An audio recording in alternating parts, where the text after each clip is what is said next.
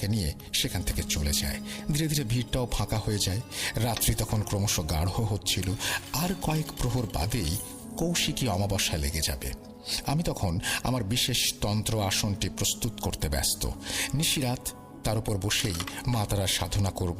গাছতলায় একটি কেরোসিন বাতি জ্বালিয়ে সবকিছু গোছগাছ করছি। এমন সময় গাছের পেছন দিকের ঝোপটা হঠাৎই কেঁপে উঠল। কৌশিকী অমাবস্যার প্রাক্কাল। জানি সেই রাতে শ্মশানে একটু আধটু উপদ্রব হবেই।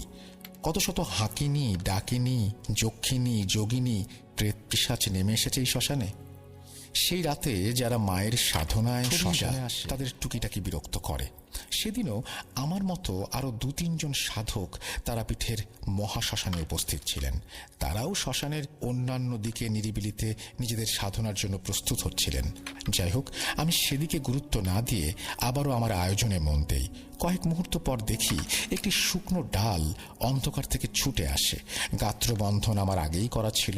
আমি জানি তারা আমার ধারে কাছেও আসতে পারবে না, তবুও যাতে সাধনায় বিঘ্ন না ঘটায় তাই মায়ের নাম নিয়ে গাছটি সহ আমার সাধনা স্থলের চারপাশে অঘরী গণ্ডি কেটে যতক্ষণে তন্ত্রাসনে উপবিষ্ট হলাম ততক্ষণে রাত্রি নিশিরাতের গহ্বরে ঢলে পড়তে প্রস্তুত। দূরে শেয়ালের অহরহ ডাক জানান দিচ্ছিল নীরব রাত্রির গভীরতা। ততক্ষণে কৌশিকী অমাবস্যা লেগে গেছে। আমি সবে ধুনি জেলে তাতে অগ্নিসংযোগ করতে যাব, ঠিক সেই সময় দেখি সামনের অন্ধকার থেকে একটি আধপোড়া মরা চালাকাঠ ছুঁড়ে এসে অঘরী গণ্ডির বাইরে ধপ করে জ্বলে উঠে আগুনের স্ফুলিঙ্গে পরিণত হয়ে শূন্যে মিলিয়ে গেল। এবারে আমি একটু নড়ে চড়ে বসি। হাঁকিনি, যজ্ঞিনী, ডাকিনী হলে টুকটাক উপদ্রব করে, তারা এটাকে নিছকই খেলা মনে করে। আসলে তারাও সবাই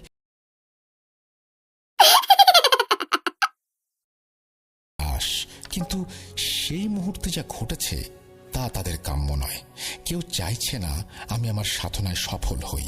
পরিস্থিতি দেখে আমি চিৎকার করে অদৃশ্য অন্ধকারের উদ্দেশ্যে বলে উঠি, শয়তান পিশাচ, আমার সাথে খেলা করিস?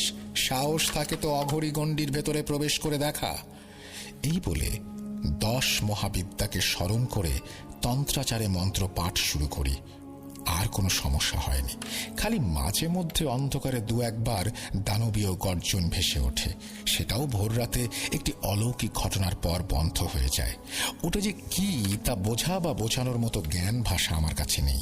যজ্ঞের আগুন তখন নিভু নিভু। চারিদিকে জমাট বাঁধা অন্ধকারে তখন ভোরের কুয়াশা গ্রাস করেছে। বাতাসে এক স্নিগ্ধ সুবাস বিরাজমান। তার মাঝে দেখলাম লাল পেড়ে শাড়ি পরিহিত এক নারী মূর্তি যেন হেঁটে বেড়াচ্ছে।